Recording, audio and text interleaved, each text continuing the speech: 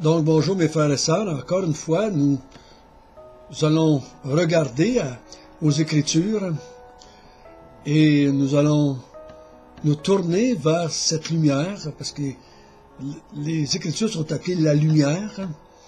Et cette lumière qui luit dans les ténèbres. Jésus, c'est la lumière, mais Jésus aussi, c'est la parole de Dieu. Donc, on ne peut pas étudier la parole de Dieu sans recevoir de la lumière. Et la lumière nous conduit vers Jésus, vers Dieu. Notre Père du ciel, nous tournons encore une fois vers toi, afin que tu nous conduises dans la vérité. Il est facile pour nous des fois de s'égarer. L'apôtre Paul a dit une fois qu'il avait crainte qu'on s'éloigne de la simplicité qu'il y avait en Christ.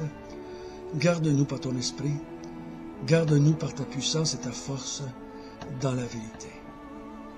Amen. Donc, encore une fois, je résume un petit peu. Je résume le voyage missionnaire de Paul que nous allons terminer ce matin. Paul a été appelé par l'Esprit Saint, mis à part par l'Esprit Saint. L'Esprit Saint a décidé quand la mission commencerait. L'Esprit Saint a décidé où ils iraient. L'Esprit Saint a équipé, donné la force, la puissance à ses apôtres pour qu'ils puissent accomplir l'œuvre que lui avait préparée pour eux. Je le répète, la Trinité n'est pas en réaction à ce que l'on fait. Mais nous sommes, les humains et les croyants, en réaction à ce que Dieu fait. Exemple, Dieu avait choisi Paul et Barnabas. Dieu les avait prédestinés ou appelés à être des missionnaires.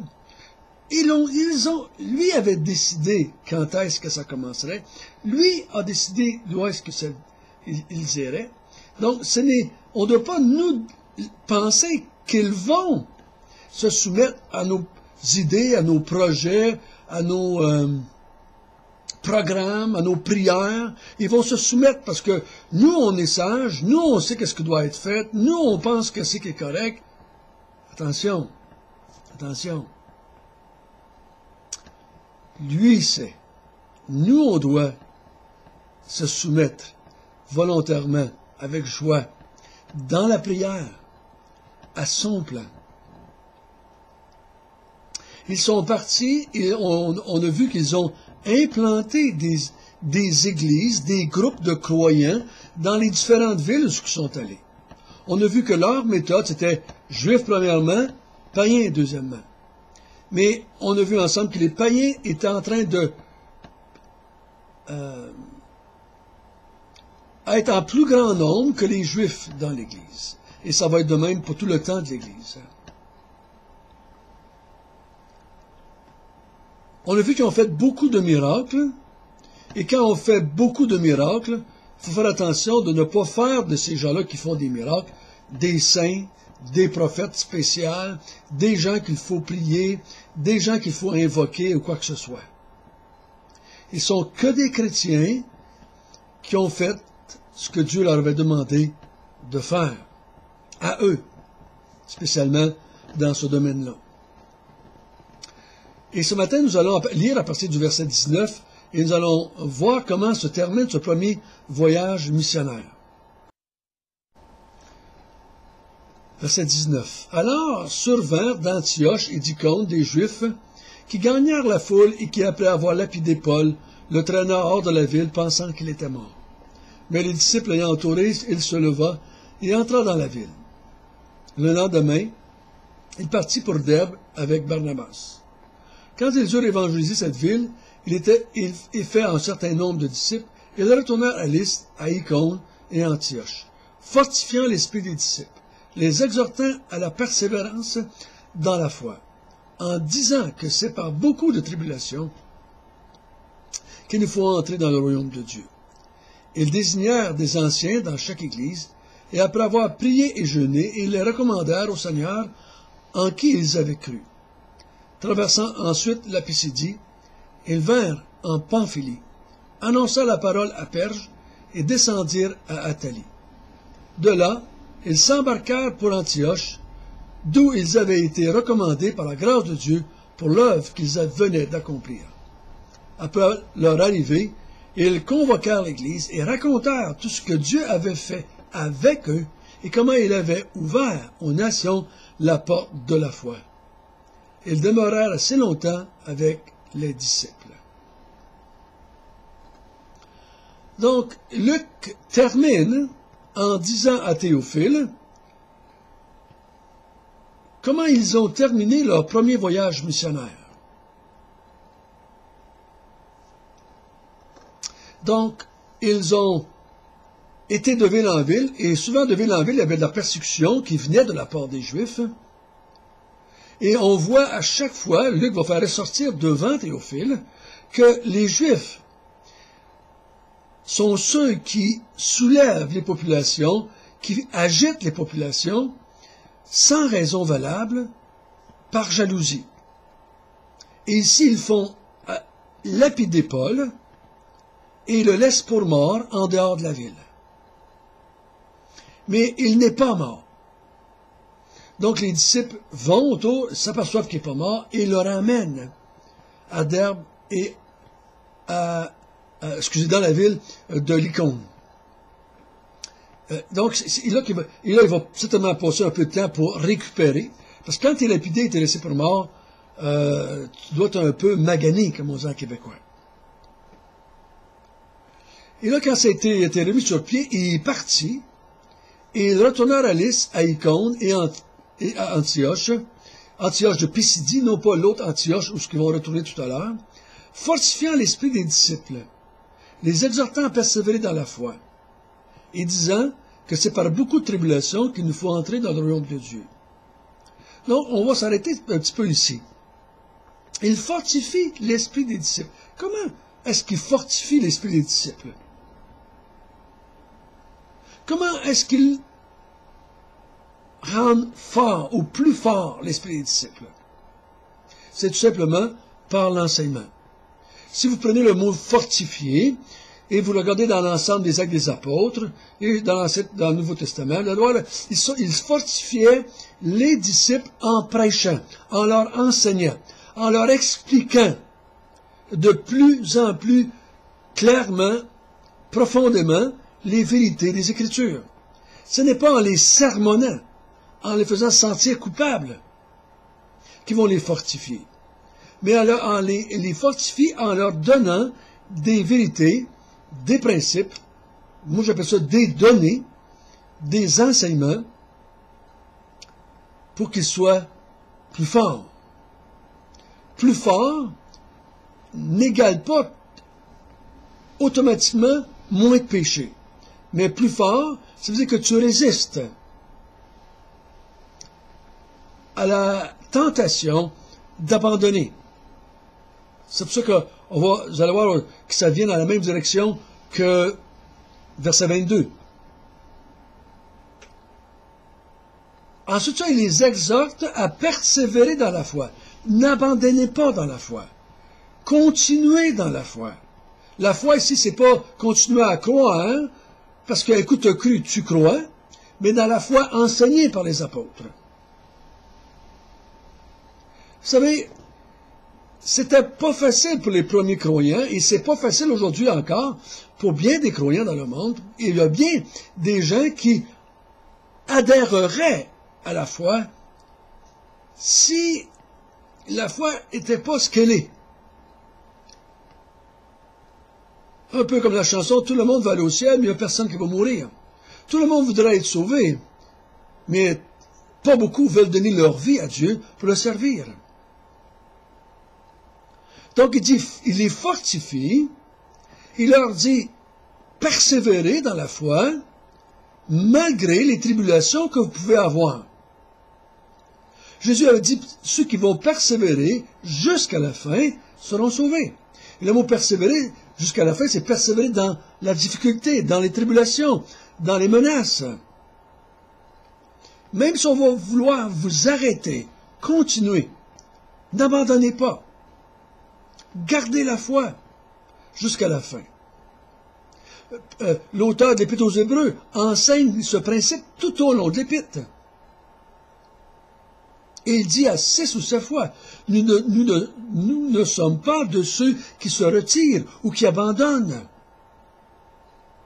pour se perdre.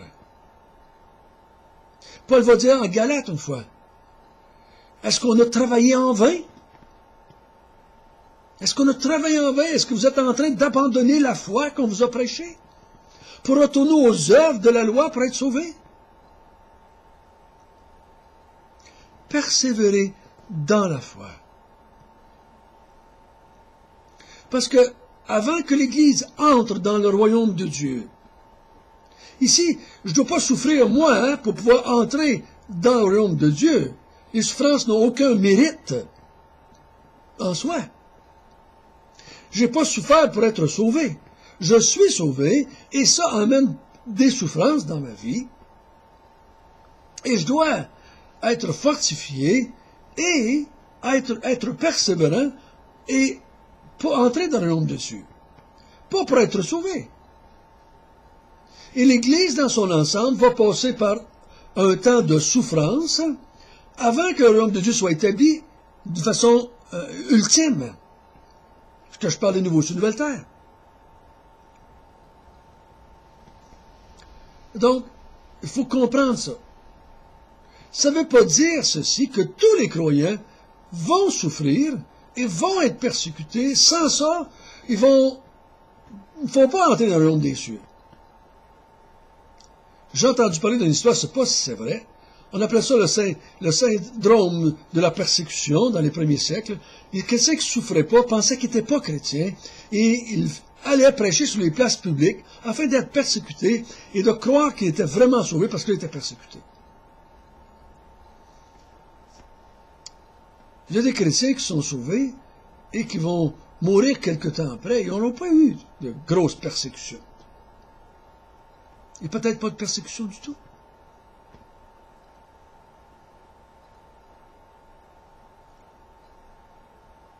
Mais ce qu'il est en train de parler ici, c'est que l'Église souffrait à ce moment-là. Puis Paul leur dit, avant que le royaume de Dieu vienne de façon ultime, de façon finale, ben, l'Église va passer par des temps de difficulté et de souffrance. Ensuite, ils font une autre chose. Ils établissent des anciens dans chaque ville ou dans chaque église. Pourquoi font-ils ça? Pourquoi font-ils ça? On ne voit pas Jésus commander ça aux disciples. Mais je crois que c'était une coutume pour eux de faire ça. C'était une coutume dans les synagogues d'avoir des anciens. Et Paul nomme des dirigeants. Parce que comme dans tout mouvement, dans toute structure, dans toute organisation, il va y avoir des leaders. Soit implicites ou explicites. Mais il y a toujours des leaders. Et Paul ici va désigner, Paul et Barnabas, vont désigner des anciens dans l'Église.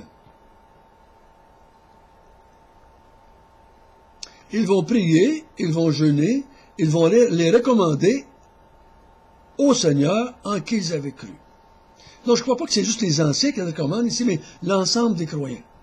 Donc, ils nomment des anciens pour qu'ils puissent diriger l'Église. On va voir plus loin des normes que Paul va donner pour mettre en place des anciens. Ça, c'est dans Tite et Timothée.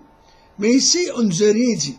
On nomme des anciens, des dirigeants, des responsables, pour aider l'Église à avancer, pour aider l'Église à se fortifier, à persévérer, à garder la foi.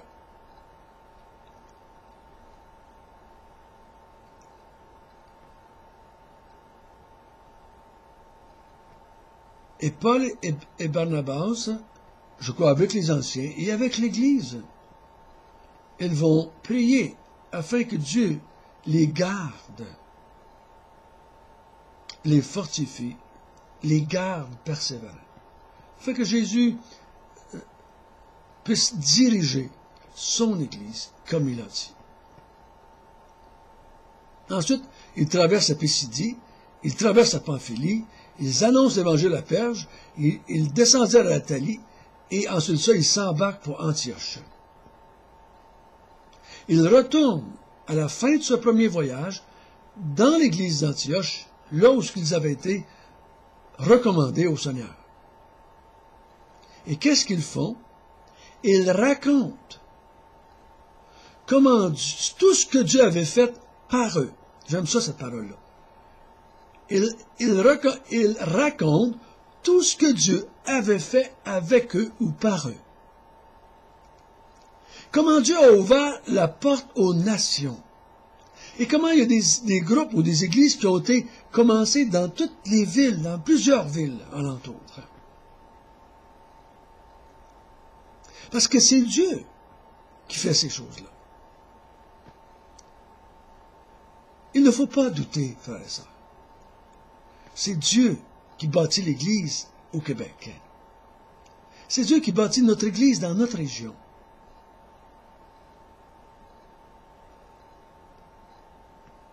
Et donnons-lui la gloire. Donnons-lui la gloire pour tout ce qu'il fait. Fortifions-nous les uns les autres par les Écritures. Encourageons-nous les uns les autres à persévérer dans la foi. Prions les uns pour les autres. Recommandons-nous mutuellement au Seigneur, afin qu'on puisse être trouvé par lui veillant, persévérant, quand il va revenir chercher son Église. Seigneur notre Dieu, nous te remercions que tu nous as montré dans ces 2 chapitres ta façon à toi d'organiser l'Église, de fortifier l'Église, de garder ton Église. C'est toi qui fais toutes choses. C'est toi qui œuvres par eux ou avec eux, et c'est toi qui œuvres avec nous et par nous. Donne-nous de toujours garder bien clair dans notre esprit que c'est toi qui bâtis l'Église, à ta façon, à ta manière, à ta vitesse. Donne-nous d'être toujours soumis à ta direction. Donne-nous de toujours te donner la gloire pour tout ce que tu fais dans nos vies et par nos vies. Et c'est au nom de Jésus que nous te prions. Amen.